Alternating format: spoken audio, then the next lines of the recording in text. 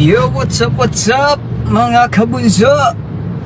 Ayan, sa labas ako. Ayan, nag-live lang ako mga kabunso para syempre batiin kayo mga kabunso ng happy Mother's Day sa lahat ng ating mga mommies. Ayan, sa lahat ng mga kabunso natin na mami, maraming salamat mga kabunso. Happy Mother's Day. Yo, what's up mga kabunso, sa mga nanay natin dyan, sa mga ina, sa mga haligi ng ating pamilya. And happy Mother's Day. Dito ako ngayon sa labas mga kabunso. Syempre kasama ko si Nini at saka si Tuto. Bumili lang kami na makakain namin. Tapos sinabihan kong inay na sabi ko magdi-dinner kami sa labas. Kasi yung mga mamis namin sa bahay, ang inay, ang ate, tsaka si Bia, ide-date ko sana. Sabihin ba naman ako ng inay na hindi naman daw uso yan. Ngayon lang daw na uso. Ayun, ang ginawa namin, bumili na lang kami ng makakain namin dito.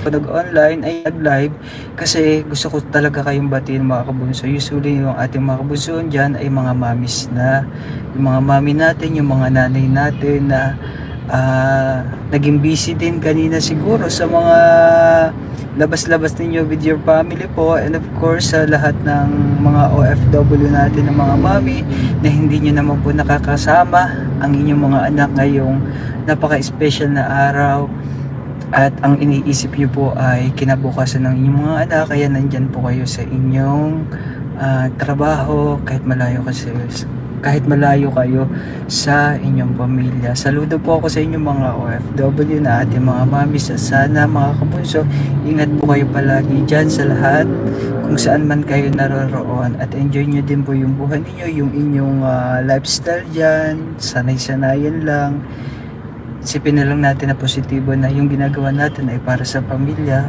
At sana sa lahat ng mga anak naman dyan at saka yung mga asawa na naiwan, yan, konting pagpapahalaga po at konting communication naman po sa inyong mga magulang na nasa ibang bansa. And of course, hindi lang na yung mga mommies, mga daddy na rin natin na nasa ibang bansa. Ayan, congratulations po sa inyo mga bunso, dahil ay sa inyo mga bunso, mga mami na alam niyo yun na ginawa niyo yung bagay na yan, ginawa niyo yan para sa inyong pamilya. Kaya sa lahat ng mga OFW nating mga kabunso na mami, isang saludo po para sa inyo. Ayan, congratulations po dahil naging bayani po kayo ng inyong pamilya. At syempre kayo yung pinagmamalaki namin dito na sa mga taga Pilipinas. Ingatan niyo po yung mga yun po mga kabunso, ang inyong mga sarili. Ayan, again, happy Mother's Day po mga kabunso, mga mami. Ayan, hindi na namin pinagluto ang inay kasi sa amin nagluluto palagi ang inay. So ngayon hindi mo na namin siya pinagluto at binibili na lang kami. At sabihan ba kami konti lang yung bilhin namin kasi konti lang naman din kami kakain. Huwag na daw damihan at baka masayang pa. Ayan, sa nanay ko, Nay, happy Mother's Day. Sa ate, happy Mother's Day. At saka kay Pia, happy Mother's Day. I love you.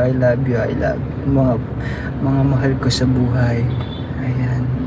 Sa lahat ng mga nanonood, sa mga naka-online, ayan, sobra ko po kayong binabati ng Happy Mother's Day. Alright, thank you so much mga bunso. Ayan, binabati ko uli ngayon ng happy Mother's Day mga bunso. Ayan, thank you so much sa lahat mga bunso. Enjoy your day.